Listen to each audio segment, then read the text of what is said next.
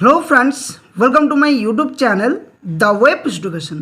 सो friends, এই মুহূর্তে আপনাদের জন্য একটা গুরুত্বপূর্ণ আপডেট শেয়ার করব। সেটা হচ্ছে ওয়েস্ট বেঙ্গলের ডিএ ডিআর ব্যাপারে কোন নিয়মে ডিএ এবং ডিআর পেতে চলেছেন রাজ্যের সরকারি কর্মচারী, পেনশনার, ফ্যামিলি পেনশনার, গ্র্যানিন এড কর্মচারী, কবে নাগাদ দিতে পারে বকেয়া ডিএ ডিআর, বিস্তারিত তথ্য এই ভিডিওর মধ্যে দিয়ে আলোচনা করার চেষ্টা করব। তো সকলেই ভিডিওটা শেষ পর্যন্ত দেখুন এবং যারা চ্যানেল নতুন ভিউয়ার্স হয়েছেন অবশ্যই বলবো চ্যানেলটি সাবস্ক্রাইব করে পাশে থাকা বেল নোটিফিকেশন করবেন এই ধরনের গুরুত্বপূর্ণ নিউজ, আপডেট, নোটিফিকেশন সংক্রান্ত তথ্য পাওয়ার জন্য। তো আপনাদের সামনে ভিডিওর মধ্যে দিয়ে আমি কিছু পুরনো তথ্য বা নোটিফিকেশনের যে বিষয়গুলো সেগুলো রিকগনাইজ করাতে চাই, যেখানে রাজ্য সরকার বকেয়া ডিএ এবং ডিআর এর ব্যাপারে কি বলা হয়েছিল, গত সরকারের সময় যে এআইসিপিআই মেনে কিভাবে ডিএ বা ডিআর দেওয়া হবে, যদি কোনো পেনশনার বা ফ্যামিলি পেনশনার যারা রয়েছেন তাদের ক্ষেত্রে নমিনি হিসেবে কি পাবেন বা পাবেন না, এই সমস্ত তথ্যগুলো এক এক করে শেয়ার করব। তো আপনারা জানেন যে গতকালকে আমি আপনাদের সামনে একটা তথ্য দিয়েছিলাম যে সংগ্রামী যৌথ মঞ্চের তরফ থেকে নবান্নে যে একটা গুরুত্বপূর্ণ বৈঠক হয় বিভিন্ন আধিকারিকদের সাথে, সেখানে বলা হয় যে 7 বছরের যে বকেয়া ডিএ বা ডিআর এটা কিন্তু দেওয়ার ব্যবস্থা খুব দ্রুত করা হবে। টেকনিক্যাল কারণের ভিত্তিতে বা টেকনিক্যাল কারণের সমস্যার জন্য বকেয়া ডিএ বা ডিআর সেটা কিন্তু রিলিজ করা হয়নি। তো এই নিয়ে একটা নানান জল্পনা তৈরি হয়েছিল, যেখানে একদিকে রাজ্য সরকারের ডিএ বৃদ্ধি, অপরদিকে বকেয়া ডিএ দীর্ঘদিন ধরে বাকি, যেটা গত সরকারের সময়ও কিন্তু বঞ্চিত ছিল রাজ্যের সরকারি কর্মচারী, গ্রামীণ এড কর্মচারী, পেনশনার, ফ্যামিলি পেনশনাররা। তো আপনাদের সামনে একটা বিষয় তুলে ধরার চেষ্টা করছি, যেটা হচ্ছে গত 29শে মে নবান্নের তরফ থেকে একটা নোটিফিকেশন জারি করা হয়েছিল ফিনান্স ডিপার্টমেন্টের তরফ থেকে, যেখানে বলা হয়েছিল রিলিজ অফ এরিয়ার dearness relief to the state government pensioners, family pensioners for the period from April 2008 to December 2015, অর্থাৎ 2008 থেকে 2015 এই যে 7 বছরের বকেয়া ডিএ বা ডিআর সেটা রিলিজের ব্যাপারে কিছু তথ্য দিয়েছিল।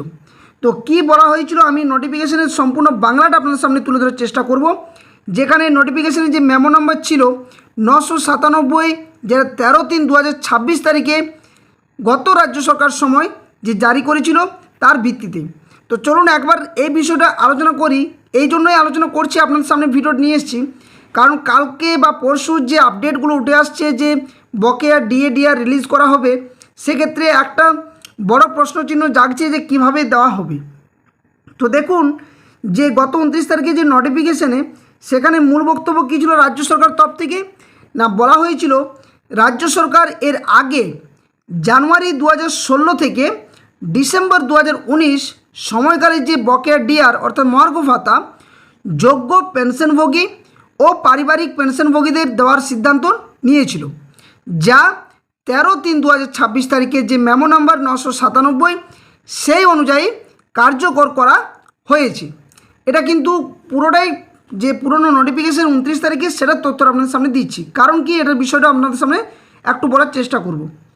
দ্বিতীয়ত বলা হয়েছিল কি না, এবার সিদ্ধান্ত নেওয়া হয়েছে যে এপ্রিল 2008 থেকে ডিসেম্বর 2015 এই সময়কালে যে যোগ্য রাজ্য সরকারি পেনশনভোগী ও পারিবারিক পেনশনভোগীদের প্রাপ্য বকেয়া ডিআর অবিলম্বে প্রদান করা শুরু হবে। এই হিসাব এআইসিপিআইয়ের ভিত্তিতে 100% যে নিরপেক্ষ অর্থাৎ 100% যে নিউট্রালাইজেশন ধরেই কিন্তু করা হবে। তৃতীয়ত কী বলা হয়েছিল না, এই যে বকেয়া ডিআর প্রদানের সময় নিয়ম ও পদ্ধতি অর্থ দপ্তরের যে মেমো নাম্বার 997 তারিখ যেটা ছিল 13/3/2026 অনুযায়ী পরিচালিত হবে। 4 নম্বর বলা হচ্ছে কি না, ভবিষ্যতে যদি দেখা যায় যে এপ্রিল 2008 থেকে ডিসেম্বর 2019 এই সময়কালের মধ্যে ডিআরের ক্ষেত্রে কোনো কম বা বেশি অর্থ প্রদান হয়েছে, তাহলে সেই অনুযায়ী সমন্বয় বা অ্যাডজাস্টমেন্ট করা হবে। তো দেখুন এখানে এই যে 4 নম্বর পয়েন্টটা, এটা নিয়ে কিন্তু অনেকেরই বিভ্রান্ত তৈরি হচ্ছে। কি বিষয় না, কিছু পরিমাণ বকেয়া ডিএ হোক বা ডিআর হোক দেওয়া হয়েছিল, সেখানে কিন্তু রাজ্যের অনেক সরকারি কর্মচারী বা পেনশনার, ফ্যামিলি পেনশনার রয়েছেন, তাদের ক্ষেত্রে টাকার যে একটা গরমিল সেটা কিন্তু দেখা গিয়েছিল।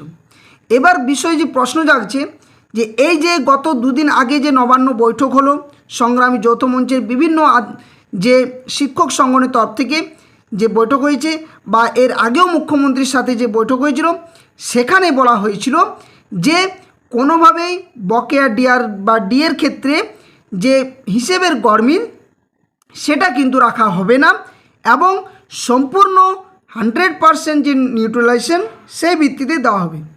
তো যে বকেয়া ডিএ বা ডিআর বাকি রয়েছে বা যে গরমিলগুলো দেখা দিয়েছে, সেক্ষেত্রে পরবর্তীকালে কি রাজ্য সরকার বকেয়া ডিএ বা ডিআর মেটানোর ক্ষেত্রে এটা কার্যকরী করবে, এটাই একটা প্রশ্ন। কারণ এই যে নোটিফিকেশনটা সেটা কিন্তু বর্তমান যে রাজ্য সরকার যে পদে আসীন হওয়ার পর এই নোটিফিকেশনটি জারি করেছিল, তার জন্য এই নোটিফিকেশন গুরুত্বটা অনেকটা। নেক্সট এখানে কি বলা হচ্ছে না, 5 নম্বর পয়েন্টে বলা হয়েছে যে যেসব পেনশনভোগী বা পারিবারিক পেনশনভোগী ইতিমধ্যে মৃত্যুবরণ করেছেন বা মারা গেছেন, তাদের প্রাপ্য বকেয়া ডিআর সংশ্লিষ্ট নিবন্ধিত নমিনিকে প্রদান করা হবে। তো এটা নিয়েও একটা কিন্তু অনেকের সন্দেহ রয়েছে যে অনেকেই কাগজপত্র যে সাবমিটের ব্যাপার যে নমিনি হিসেবে রয়েছেন তাদের ক্ষেত্রে কি করতে হবে। তো দেখুন, এখনও পর্যন্ত এই ব্যাপারে সরকারি যে নোটিফিকেশান আগে যেটা দিয়েছিল সে ঠিক আছে, কিন্তু বর্তমানে রাজ্য সরকার কোনোভাবে এই নিয়ে নোটিফিকেশান জারি করেনি। তবে খুব দ্রুত যেহেতু রাজ্য সরকার বলেছে 7 বছরের বকেয়া ডিএ বা ডিআর মিটিয়ে দেওয়ার যে ব্যবস্থা সেটা কিন্তু করা হবে, সেক্ষেত্রে একটা নোটিফিকেশান আশা করছি ফিনান্স ডিপার্টমেন্টের তরফ থেকে যেভাবে এই নোটিফিকেশান জারি করা হয়েছিল গত 29 তারিখে, ঠিক একইভাবে জারি করতে পারে বলে একটা মনে করা হচ্ছে বা অনুমান করা হচ্ছে। সবই কিন্তু এজামশন হিসেবে বলছি, কারণ কি আপনারা সকলেই জানেন যে বকেয়া ডিএ ডিআর নিয়ে দীর্ঘদিন ধরে যে লড়াই, সে লড়াই কিন্তু চলেছে। বর্তমানেও কিন্তু সুপ্রিম কোর্টে মামলাটি 23শে জুলাই সম্ভবত শুনানি হওয়ার কথা। তার আগে যে বিষয়গুলো উঠে আসছে যে রাজ্য সরকার তরফ থেকে 7 বছরের বকেয়া ডিএ বা ডিআর মিটিয়ে দেওয়া হবে, সেক্ষেত্রে একটা আশাও করা যায় যে ওই যে মামলা, সে মামলা উইথড্রল করতে পারে বলে একটা আশঙ্কা রয়েছে।